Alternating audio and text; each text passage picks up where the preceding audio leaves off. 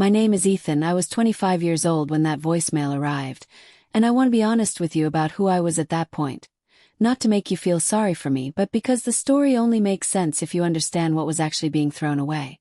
I was a structural design analyst at a mid-size architecture consultancy in Manchester.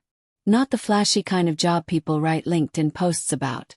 The quiet, technical kind, where you spend your days making sure beautiful buildings don't fall down. I had been there 2 years. I was good at it. My manager had mentioned the possibility of a senior associate track before I turned 27. I had a plan. Aisha and I had been together since we met at a mutual friend's birthday in Didsbury. The kind of party where you end up talking to one person in the kitchen for 4 hours and leave wondering how you ever spent an evening without them. She was doing her postgraduate in social policy at Manchester Met. Funny in a way that crept up on you. The kind of person who remembered the small things, what you ordered the first time you went to that restaurant, the name of your difficult colleague, the anniversary of something you mentioned once. We weren't engaged officially, but we had talked about it. Concretely. We had looked at a flat together in Chorlton. She had met my parents twice. Good visits, warm visits. I thought I was months away from making it formal. Her family was a different arrangement entirely. Her parents had migrated from Karachi in the late 90s. Her father worked in logistics. Her mother managed the household and, from what Aisha described carefully and always with loyalty, managed most of the family's decisions too. There was an older sister, Tuna, a medical student who had somehow become the sun around which the entire family quietly orbited. I had met Sana once, briefly, at a family dinner Aisha had nervously invited me to. Sana had been polite, distracted. She looked at me the way someone looks at furniture, acknowledging its presence without really seeing it. I remember thinking, that's interesting. I didn't think much more of it at the time. I should have paid closer attention. What I didn't know, what nobody told me, was that 6 weeks before that voicemail, a decision had already been made. In a living room in Levenshulme. Without me in it. That should have been the end of it. It wasn't. I want to be careful here, because this part of the story isn't mine to tell completely. But Aisha told me enough, over 3 years, in pieces, in the way people share things they're still processing themselves, that I understood the architecture of her family long before I understood its consequences. And what I understood was this. In that household there were 2 daughters, but only one future that mattered. The first time I saw it clearly was about 14 months into our relationship. Aisha had been offered a place on a fully funded research fellowship at the University of Edinburgh. 6 months. Prestigious. Exactly the kind of thing her postgrad was supposed to lead toward. She was excited in the way she rarely let herself be. Fully, out loud, without caveats. She told her parents on a Sunday evening. By Wednesday she had turned it down. She told me it was too far. That the timing wasn't right. That her mother needed her nearby. But the way she said it, looking slightly past me, choosing her words like she was avoiding landmines, I knew that wasn't the whole truth. What came out weeks later, quietly, almost accidentally, was that the fellowship stipend was £1,400 a month. And her parents had asked, not suggested, asked, whether that money might instead help cover Sana's application costs for a residency program in the United States. Aisha had said yes. Of course she had said yes. She had been saying yes her whole life. The second example came about 8 months before the voicemail. There was a family gathering, a cousin's engagement, held at a hired hall in Stockport. I wasn't invited. Not because the family disliked me. Aisha was clear about that. But because, as her mother explained, it's not the right time to introduce complications. I was 2.5 years into this relationship. I was a complication. Meanwhile, Aisha mentioned in passing that Sana had brought a male colleague, someone she worked with, someone the family had met once, and he had sat at the family table. I didn't make a scene about it, but I filed it away. The kind of filing you do when you're not ready to name what you're seeing. The third example is the one that matters most, because it stopped being about hurt feelings and became about money. What I didn't find out until much later, until I started asking questions that I probably should have asked sooner, was what had happened to the family's emergency fund. Aisha's parents kept a joint savings account. Aisha had told me about it once. £14,000 built over years, held for exactly what the name said. Emergencies. In the spring before the voicemail, that account was drawn down. Not for an emergency. For Sanaa's visa sponsorship fees. Application costs. Documentation. The supporting financial evidence required to demonstrate that a British Pakistani family in South Manchester could support a daughter's medical residency in New York. £14,000. And here is the part that would matter later. The part one didn't know until I started looking carefully at the documents Aisha had quietly kept, sent to me in a single email attachment 2 years after we broke up, with no explanation and no message in the body. Aisha was a co-signatory on that account. She had been added at 18, when her father had a minor health scare and wanted her to have access, just in case. She had forgotten. Or maybe she had chosen not to think about it. Or maybe, and I believe this is closer to the truth, she had been raised so thoroughly to prioritize that family's needs over her own that the idea of questioning a withdrawal from an account with her name on it simply never felt like an option. But legally, that was a different conversation entirely. And there was something else in that email attachment. Something I almost missed on the second page of a scanned document. Aisha's employment details. Her HR record, her salary confirmation from her part-time role at a Manchester charity, her national insurance number, had been used as supporting documentation for Sanaa's visa application. Without Aisha's knowledge. Without her signature. Without her consent. I read that page 3 times. Then I closed my laptop, made a fresh cup of tea, stood at my kitchen window in Brooklyn, because by then I was already in New York, and watched the street below for a long moment. And I thought, now I understand why she sent this. I need to tell you about the meeting. Because everything before it, the fellowship money, the engagement party, the £14,000, all of that was a pattern I could have kept quietly absorbing. People absorb patterns. Especially when they love someone. Especially when they tell themselves, this isn't my family, this isn't my fight, this will sort itself out. But the meeting made it impossible to keep pretending. It was a Saturday in October. Aisha had asked me to come to her parents' house in Levenshulme, a terraced house on a quiet street, the kind with a front garden kept very neat and net curtains that never quite moved. She had told me her parents wanted to talk about the future. I genuinely thought, that this was the conversation I had been waiting for. That her father was finally going to ask me, formally, what my intentions were. I wore a good shirt. I brought mithai from the Pakistani sweet shop on Wilmslow Road. Pistachio barfi, £9.50 a box.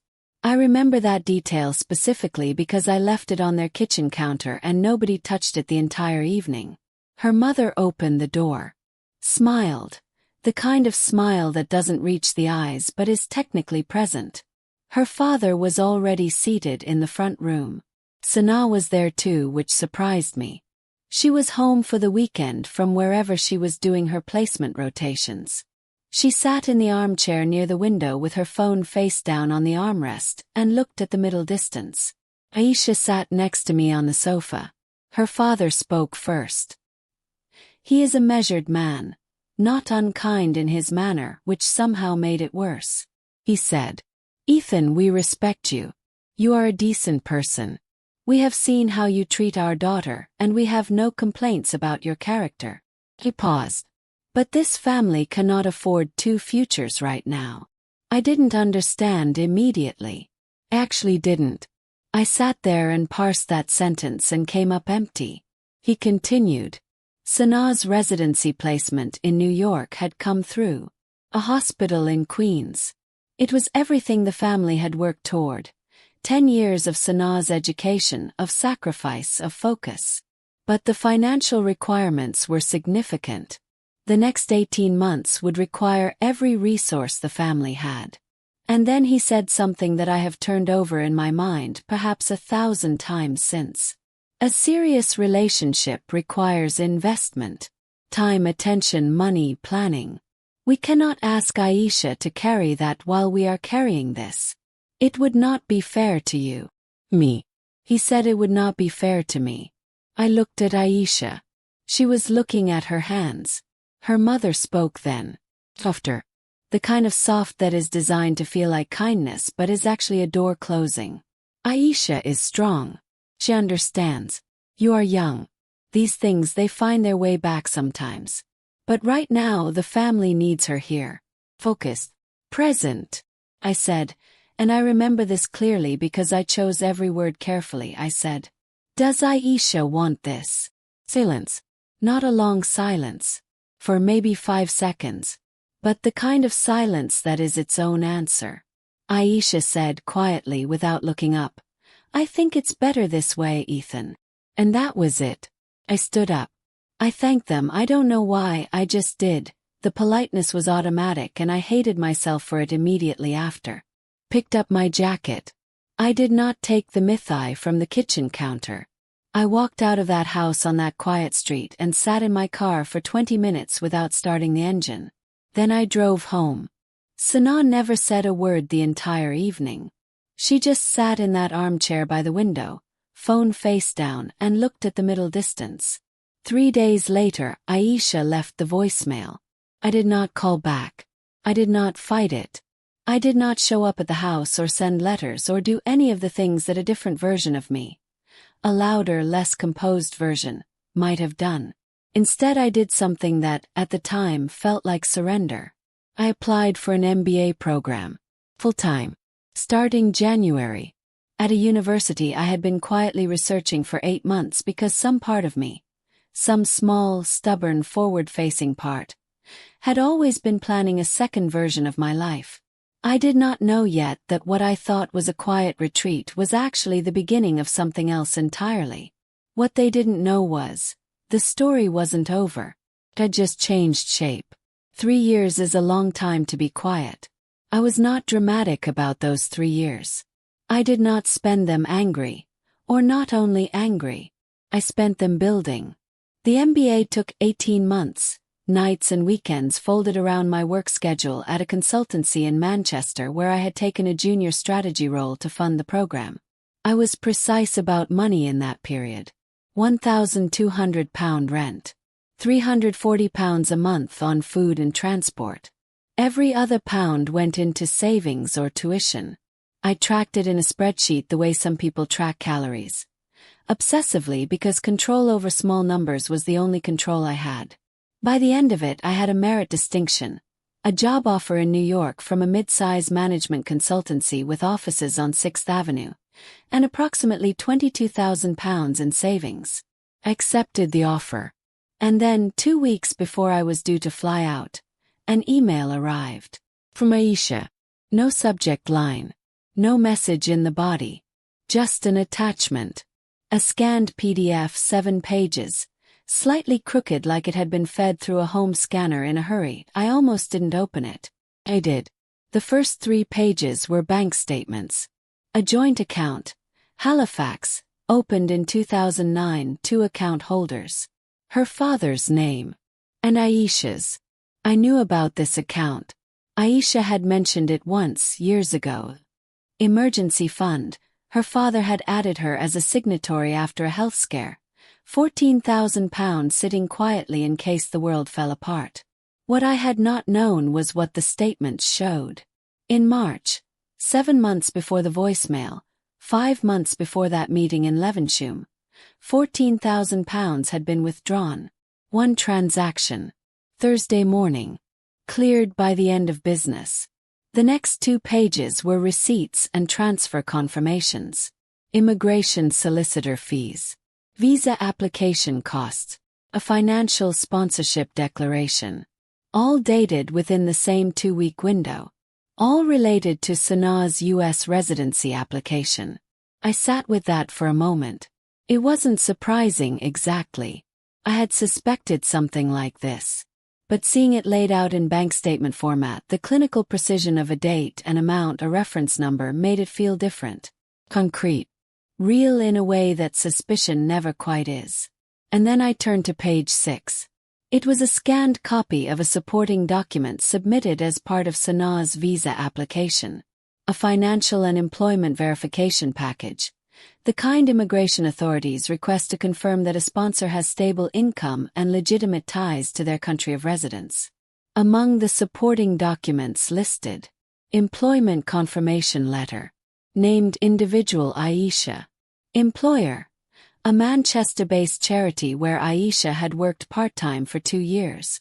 Annual salary: £19,400. National insurance number included. I read it again. Then I read it a third time. Aisha had not provided this document. I was certain of that. Not from anything she had said, but from something simpler. Her signature was not on it. There was a signature, but it was not hers. I had seen Aisha's signature on enough birthday cards and shared tenancy forms to know what it looked like. The signature on page 6 was close. But it was not hers. Her employment record, her salary, her national insurance number, submitted to a foreign government's immigration authority as supporting evidence for her sister's visa application. Without her knowledge. Without her consent. Without her signature. I closed the PDF. Opened it again. Read page 6 one more time. Then I did what I always do when I need to think clearly. I made a list. Not an emotional list. Factual one. 1. Aisha was a co-signatory on an account from which £14,000 was withdrawn without her documented consent. 2. Her personal employment data had been submitted to U.S. immigration authorities, apparently without her authorization, and with what appeared to be a forged signature. 3. She had sent me this document 2 weeks before I was due to arrive in New York. No message. No explanation. She didn't need to explain. I understood exactly what she was doing. She was handing me the thread. She was trusting me to decide whether to pull it. I opened my laptop. I searched for 2 things. Immigration solicitors in London who handled cross-border documentation disputes, and financial fraud advisors who worked with joint account irregularities in the UK. I had 14 days before my flight. That was enough time. I want to be clear about something. I did not want to destroy anyone. That is not a performance of reasonableness. It is the actual truth.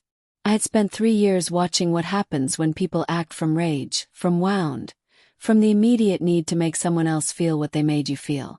It rarely goes the way they imagined. It rarely feels the way they hoped. And it almost always costs more than the original injury. What I wanted was something simpler and, in some ways, harder to achieve. I wanted the record to be accurate. So I made calls. Quietly.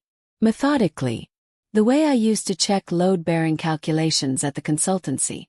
Not because I expected the building to fall, but because the work required precision. The first call was to a solicitor in London, a firm that specialized in immigration documentation irregularities and cross-border financial disputes. I had found them through a referral from a former colleague who had dealt with a visa complication of his own. I booked a consultation for the following Tuesday. 45 minutes, £180 fixed fee video call. I sent the PDF the night before. The solicitor, a quietly efficient woman who spoke in complete sentences and never used filler words, called the situation straightforward in terms of the documentation irregularities, and more complex in terms of jurisdiction. What she meant was, the forged signature on the immigration document was a clear issue. What could be done about it depended on whether we were talking about UK financial law, US immigration protocol, or both. She advised 3 things.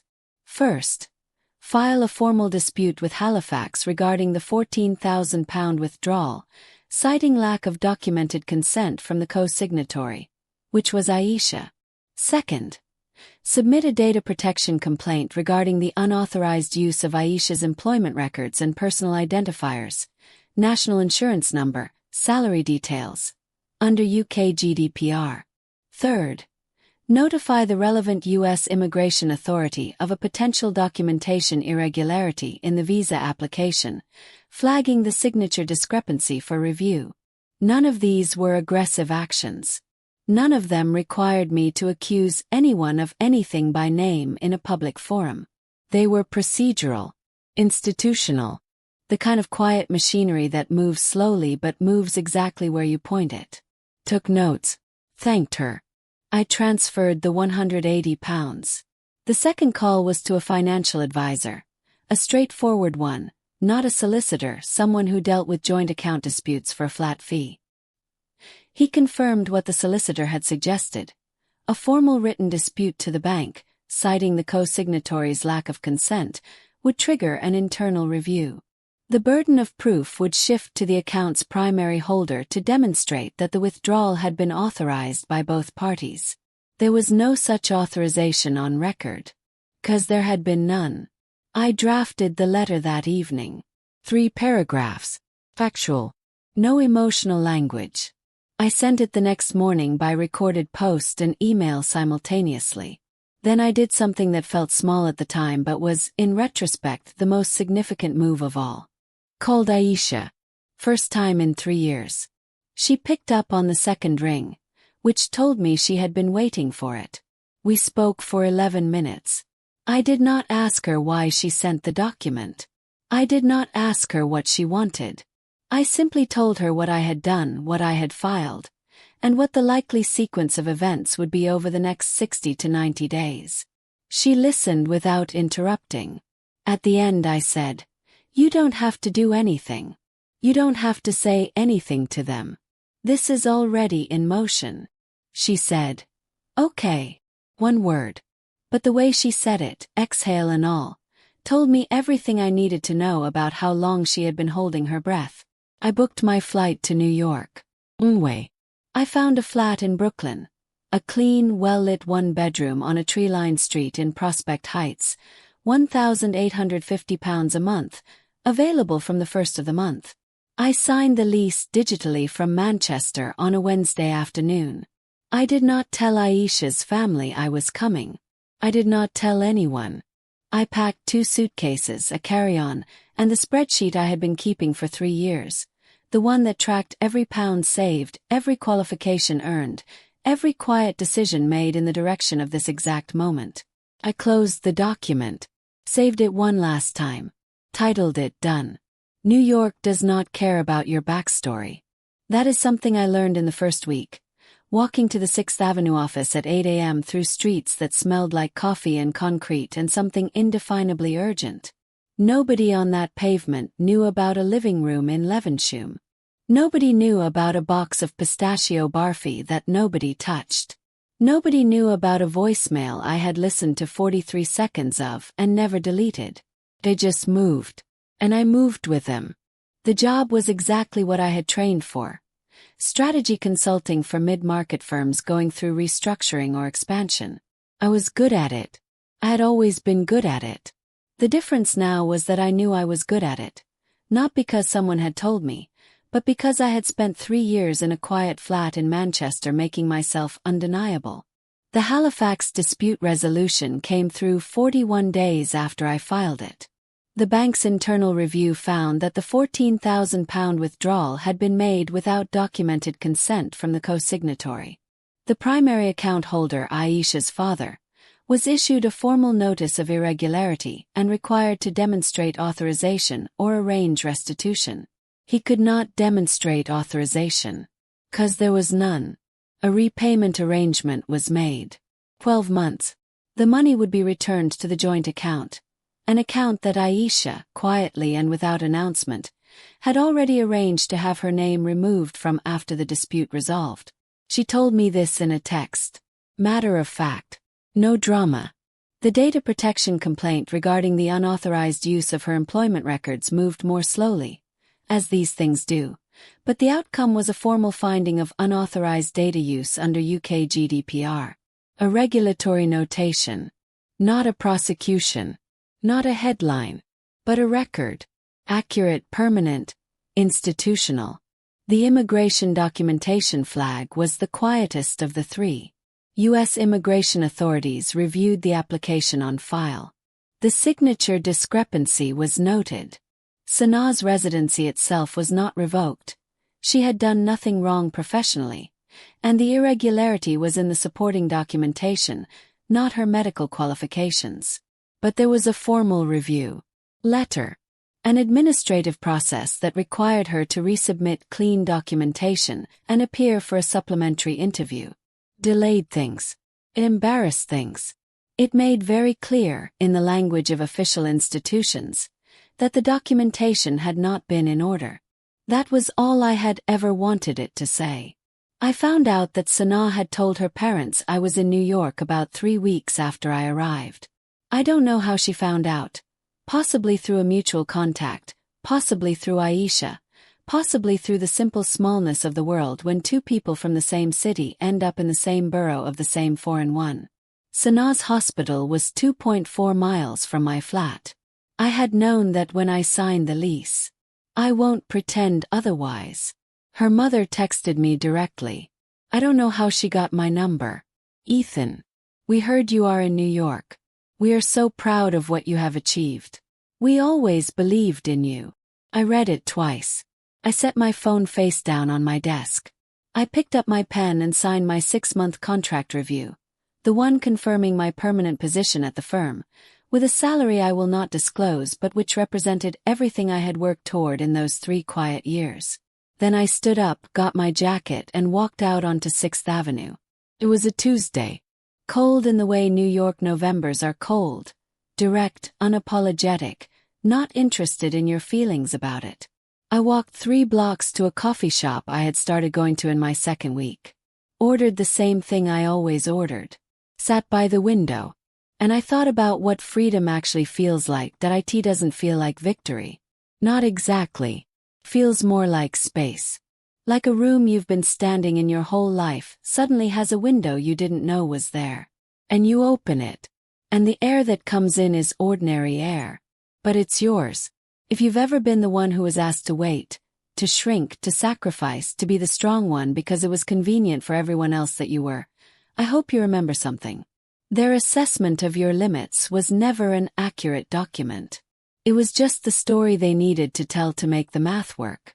You were always the variable they underestimated.